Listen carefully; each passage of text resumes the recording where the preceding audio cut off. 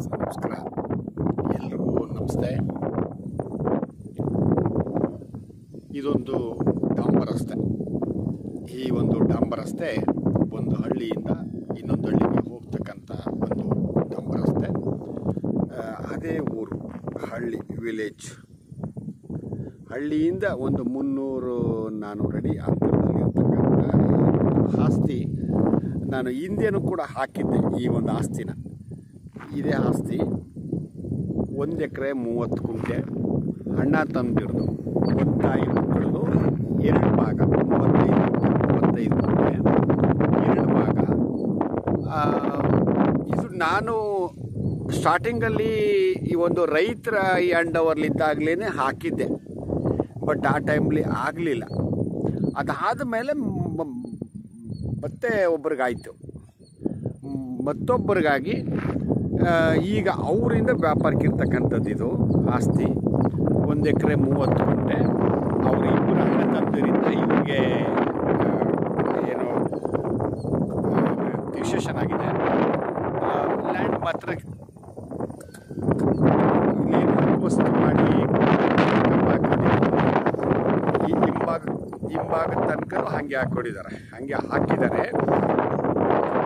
ಕಲ್ಕಂಬ ಮಾತ್ರ ಹಾಕಿದ್ದಾರೆ, ಇನ್ನು ಬೇರೆ ಥರದ ವರ್ಕ್ ಏನು ಮಾಡಿಲ್ಲ. ಓಕೆ, ಸೊ ನಾರ್ತ್ ಸೌತು ಇರ್ತಕ್ಕಂಥ ಈ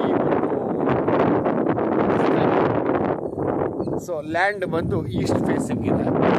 ಸೂರ್ಯ ಹುಟ್ಟಿದ ತಕ್ಷಣ ಲ್ಯಾಂಡ್ ಮೇಲೆ ಅಪ್ರೋಚ್ ಆಗ್ತಾರೆ. ಟಚ್ ಕಟ್ ಮಾಡಿದ್ರೆ ಈ ಥರ ಸಾಯಿಲ್, ಇದು ರೆಡ್ ಆ್ಯಂಡ್ ಸ್ಯಾಂಡ್ ಸಾಯಿಲು, ಸ್ವಲ್ಪ ಬ್ರೌನ್ ಮಿಕ್ಸ್ ಇಂದ ಬರ್ತದೆ, ಸಂಪೂರ್ಣ ರೆಡ್ ಅಲ್ಲ ನೋಡಿ. ಆ ಕಡೆ ಅದೊಂಥರ ಇದೆ ನೋಡಿ, ಈ ಕಡೆ ಹಿಂಗೆ ಸೇಮ್ ಸಾಯಿಲು. ಸೊ ಈ ಮಣ್ಣಲ್ಲಿ ಯಾವುದೇ ರೀತಿಯ ಕ್ರಾಪನ್ನು ಇಡಬಹುದು. ಜೊತೆಗೆ ಈ ಒಂದು ಹಳ್ಳಿ ನೋಡಿ, ಹಳ್ಳಿ ಪಕ್ಕದಲ್ಲಿರ್ತಕ್ಕಂಥ ಆಸ್ತಿ ಸ್ವಲ್ಪ ಇರೋದ್ರಲ್ಲಿ ಆರ್ಥಿಕವಾಗಿ ಅನುಕೂಲವಾಗಿರ್ತಕ್ಕಂಥವರು ಪಂಪ್ಸೆಟ್ ಮಾಡ್ಕೊಂಡಿದ್ದಾರೆ. ಆ ಪಂಪ್ಸೆಟ್ ಮಾಡ್ಕೊಂಡಿರ್ತಕ್ಕಂಥವ್ರು ಬಾಳೆ ಹಾಕ್ತಾರೆ, ಅರಿಶಿನ ಹಾಕ್ತಾರೆ, ಈರುಳ್ಳಿ ಹಾಕ್ತಾರೆ, ಕೋಕೋನಟ್ಸ್ ಹಾಕೊಂಡಿದ್ದಾರೆ, ಇನ್ನಿತರ ಬೆಂಡೆಕಾಯಿ, ಹೀರೆಕಾಯಿ, ಇಂಥಕಾಯಿ ಎಲ್ಲ ಹಾಕ್ಕೊಂಡಿದ್ದಾರೆ. ಇನ್ನು ಅನಾನುಕೂಲವಾಗಿರ್ತಕ್ಕಂಥವ್ರು ಹಂಗೆ ಇಟ್ಕೊಂಡಿದ್ದಾರೆ. ಕಡಲೆಕಾಯಿ ಹಾಕ್ತಾರೆ, ಸೂರ್ಯಕಾಂತಿ ಹಾಕ್ತಾರೆ, ಆಯ್ತಾ, ಜೋಳ ಹಾಕ್ತಾರೆ, ರಾಗಿ ಹಾಕ್ತಾರೆ, ಅಥವಾ ಇನ್ನಿತರ ಕ್ರಾಪ್ಗಳನ್ನ ಹಾಕಂತಾರೆ. ಓಕೆ, ಇಷ್ಟು ಡೀಟೇಲ್ಸು. ಸೊ ಈ ಒಂದು ಆಸ್ತಿ ಗುಂಡ್ಲುಪೇಟೆಯಿಂದ ಹಿಂದಕ್ಕೇನೆ, ಈ ಲ್ಯಾಂಡಿಂದ ಗುಂಡ್ಲುಪೇಟೆ ಆಲ್ಮೋಸ್ಟ್ 10-11 ಆಗ್ಬೋದು ಅಷ್ಟೇ. ಇದೇ ಒಂದೇ ರೋಡು ಸ್ಟ್ರೈಟ್ ಹೋದರೆ ಇನ್ನೊಂದು 2 ಹಳ್ಳಿ ಸಿಗುತ್ತೆ. 2 ಹಳ್ಳಿ ಆದಮೇಲೆ ರೈಟ್ ತಗೊಂಡು ಅಂತಂದರೆ ಅಲ್ಲಿಂದ ಊಟಿ NH ಎಂಟ್ರಿ ಆಗುತ್ತೆ. ಊಟಿ NH ಇಂದ ಗುಂಡ್ಲುಪೇಟೆ ಒಂದು 2-3 ಕಿಲೋಮೀಟರ್ಷ್ಟು ಅಂತರ ಆಗುತ್ತೆ.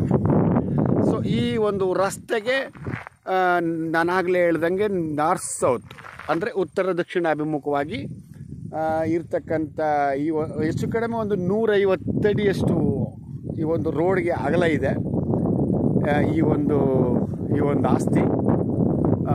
ಓವರ್ ಆಲ್ ಟೋಟಲ್ ಈಗಿರ್ತಕ್ಕಂಥ ಆಸ್ತಿಗೆ ಈಗಿರ್ತಕ್ಕಂಥ ಓನರ್ ಯಾರಿದ್ದಾರೋ ಅವರು 38 ಲಕ್ಷ ಹೇಳ್ತಾ ಇದ್ದಾರೆ ಒಟ್ಟಿಗೆ. ಓವರ್ ಆಲ್ ಸ್ವಲ್ಪ ಹೆಚ್ಚು ಕಡಿಮೆ ಆಗ್ಬೋದಂತೆ. ಓಕೆ, ಈ ಥರ ಇದೆ. ಇಂಟ್ರೆಸ್ಟ್ ಇದ್ದಂಥವ್ರು ದಯವಿಟ್ಟು ಹೇಳಿ. ರೆಕಾರ್ಡ್ ರೆಡಿ ಇದೆ, ರೆಡಿ ಟು ರಿಜಿಸ್ಟ್ರೇಷನ್. ಇದೇ ಊರನ್ನ ರೈತರಿಂದ ಆಗಿರೋಂಥದ್ದು. ಆಯಿತಾ, ಇವರು ಕೂಡ ರೈತರೇನೆ, ಇಲ್ಲಿ ಅಕ್ಕಪಕ್ಕ ಗುಂಡ್ಲುಪೇಟೆ ಅಕ್ಕಪಕ್ಕದವರು ಇವರು ಕೂಡ. ಓಕೆ, ಇವರೇನು ಹೊರಗಡೆಯವ್ರೇನಲ್ಲ, ಏನೋ ಮಾಡಬೇಕಂತ ಹಾಕಿದ್ರು. ಅದಾದಮೇಲೆ ಇನ್ನೇನೋ ಒಂದು ಎಡವಟ್ಟಾಯಿತು ಅವ್ರಿಗೆ. ನೋಡಿ, ಇದ್ದೇ ಇರ್ತದಲ್ಲ, ಹಾಗಾಗಿ ಅವರು ಈಗ ಅದನ್ನು ವ್ಯಾಪಾರಕ್ಕೆ ಇಟ್ಟಿದ್ದಾರೆ. ಸ್ವಲ್ಪ ಅಮೌಂಟ್ ಬೇಕಿತ್ತು ಅಣ್ಣ ಅಂತ ಅಂದ್ಬಿಟ್ಟೇನೋ ಹೇಳ್ತಾಯಿದ್ರು. ಹಾಗಾಗಿ ಲ್ಯಾಂಡ್ ಅಂತೂ ಫಸ್ಟ್ ಕ್ಲಾಸ್ ಆಗಿದೆ. ಇಲ್ಲೇ ಬೇಕಾದ್ರೆ ಸ್ಟೇ ಆಗ್ಬೋದು. ಸ್ಟೇ ಆಗೋದಕ್ಕೆ ಎಲ್ಲ ಥರದ ಅನುಕೂಲತೆಗಳಿದೆ. ಅಕ್ಕಪಕ್ಕ ಪಂಪ್ಸೆಟ್ಗಳಿದ್ದಾವೆ, ಎಲೆಕ್ಟ್ರಿಕ್ ಪೋಲ್ಗಳಿದೆ. ಸ್ವಲ್ಪ ವಾಟರ್ ಸೋರ್ಸು ಇದೆ. ಹಾಗಾಗಿ ಒಂದು ಒಳ್ಳೆ ಇನ್ವೆಸ್ಟ್ಮೆಂಟ್ ಲ್ಯಾಂಡು. ಈ ಕಡೆ ಬೇಗೂರಿಂದ ಬಂದರೆ ಈ ಲ್ಯಾಂಡ್ಗೆ ಉಟಿ NH ಇಂದ ಬೇಗೂರು ಕಡೆಯಿಂದ ಬಂದರೆ ಆಲ್ಮೋಸ್ಟ್ 15 ಆಗುತ್ತೆ ಸ್ಪಾಟ್, ಆಯಿತಾ. ಈ ಕಡೆ ಗುಂಡ್ಲುಪೇಟೆಯಿಂದ ಬಂದರೆ ನಾನು ಆಗಲೇ ಹೇಳಿದಾಗೆ ಗುಂಡ್ಲುಪೇಟೆನೇ ಒಂದು 10ರಿಂದ 11 ದಿನ ಆಗುತ್ತೆ ಅಷ್ಟೇ. 10 ಅಂತ ಇಟ್ಕೊಳ್ಳಿ, 1 ಕಿಲೋಮೀಟರ್ ಹೆಚ್ಚು ಆ ಕಡೆ ಈ ಕಡೆ ಈ ಥರ ಇದೆ. ಒಂದು ಒಳ್ಳೆ